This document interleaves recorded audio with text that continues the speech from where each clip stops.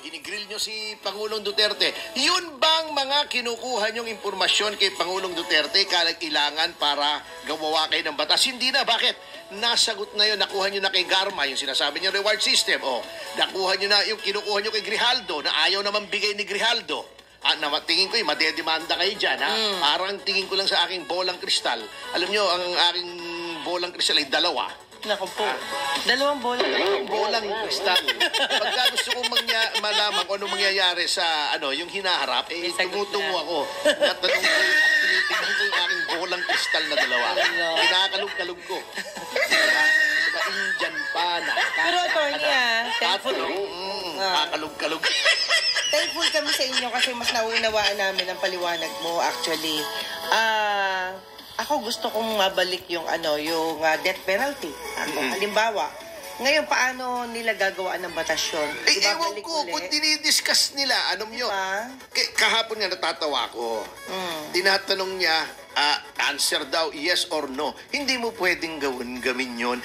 Legislative investigation. Sabihin, aware si Duterte ng gano'n. Siyempre, piskal yun Abogado yun Bakit ba pinofocus nyo sa kanila kung may guilt siya ng krimen? Hindi po trabaho ng legislature yon. Abuso yon. Kaya nga sinasabi, kung gagawin yung parang investigasyon, tatayo ako rito. Di ba sabi ni Pangulong Duterte? Bago sasabihin pa, you answer yes or no. Hindi pwedeng i-answer ng yes or no. Sabi nga, alam nyo, eto na lumabas kahapon ang double standard ng Quadcom, ang double standard nila sa witnesses. Alam nyo, pwede naman palang tratuhin ang witness na nagpapaliwanag, pag nangangatuwiran, hindi kinokontempt, pwede naman. Bakit kay Pangulong Duterte ayos naman ang trato nyo? Ba't sa iba? Dahil kaya nyo, dahil hindi dating Pangulo. Dahil naalangan kayo, okay, sasabihin nila, hindi, kasi dating Pangulo yan, entitled to courtesies. Pero, may equal protection clause po tayo sa konstitusyon. Every person similarly situated should be similarly treated. Anong similar situation ni Pangulong Duterte sa ibang mga witnesses? They are all resource persons. Okay. Yeah, correct. So aside from the equal protection clause, meron po specific na nakalagay sa konstitusyon, dapat tinatrato with respect at dignity ang resource person in a legislative hearing. Eto, dating Pangulo, di nyo masigawan. Pwera lang si Paduano. Ako natatawa nga hindi, wag daw, dapat daw kalmado. Bakit yung si Paduano? Kaya nga, nanlilisik ang mata. Nung pinanganak to, sumisigaw na Ang buhay niya sumisigaw. Palagi ko hanggang mamatay ito, sumisigaw to Pinaglihi sa sama ng loob ito Ganun. Yung may mga sinasabi noon, pinaglihi sa sama ng loob. Ito naman si Abante, irrelevant naman, Legislative inquiry, magko-quote ka ng Pariseo. Pariseo, Ito, di ba pinakita, may Escalade na bulletproof, may AMG, meron yung mamahaling yung hindi ko alam yun yung motorsiklong 3 gulong na mamahalin, 1.8 million yata yun. Meron din si Digong noon saka si Pastor Kibuloy. Meron siyang RAV4, di ba? May mga pinapakita siyang niyayabang niya, di ba? Sinasabi niya yung Pariseo, yung let he who is without sin cast the first stone. Ba't wala bang kasalanan si Pastor Abante? Ito ang biblical quote ko para kay Pastor Abante na galing sa Mateo.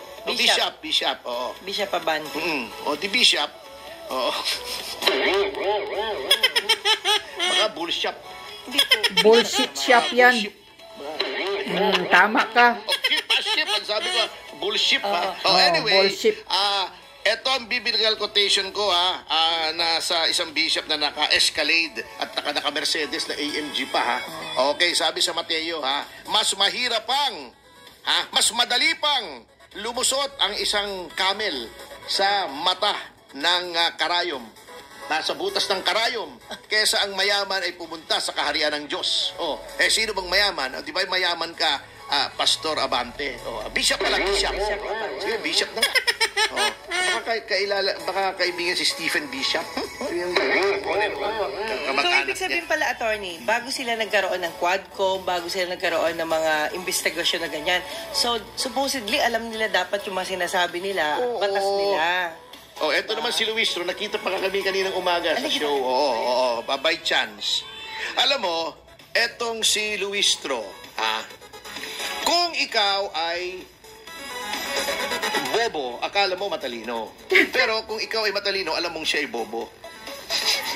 Kino mo, sinasabi niya, Technical tayo dyan. inaano niya ng yung elements daw ng extrajudicial confession, iniisa-isa niya. Extrajudicial confession yan kasi voluntary yung pag-amin daw ni Pangulong Duterte na siya ay pumatay. Voluntary. Alam niya ang consequences. He is of sound mind.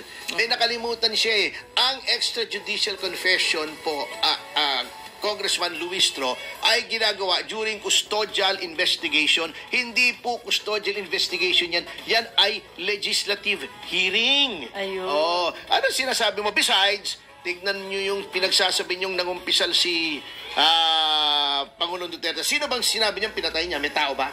Wala po. Kaya nga. Wala pala eh. Ayun yan. Parang libel yan. Pag hindi ma-identify kung sino yung tinutukoy mo, ay hindi libel. Oo, dapat may identity. Pinatay ko si ganito. Halimbawa, pinatay ko si Congressman Paduano. Sinabi ko, halimbawa, may pumatay kay Congressman Paduano. Wag naman sana, Kasi malapit-lapit na rin eh.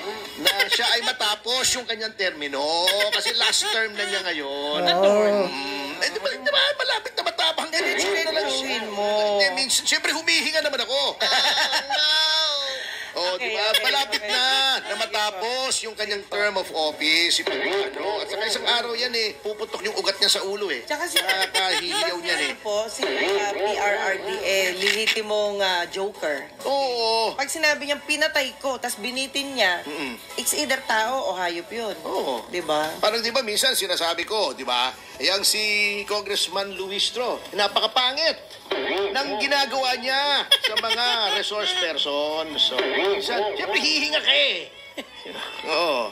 Sige. Pero alam mo, isang napagtanto ko dun sa, dito sa Quadcom hearing kahapon. Di ba nandun si dating Senator De Lima?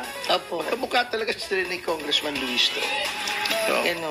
hindi naman masama yun. Di ba maganda naman si Senator De Lima? Di ba Tama. maganda? Ang dami nga nagkakagusto sa kanya. Di ba si Dayan? O Sus, si Mario Jonel. Jose. O kung di ba naman maganda yun eh. Magkakagusto ba naman? Yung mga macho yun eh. Ha? Opo. Mga macho papa yun eh. Sus, Mariosep.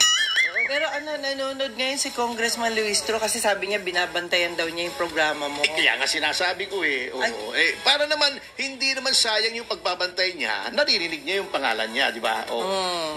Parang si Dan Fernandez. Oh, yeah. Merong bagong word pala gumagawa nga ako unti-unti ng Dan Fernandez Dictionary. Ala. Parang yung subordination by perjury, di ba? O meron siyang bago, different.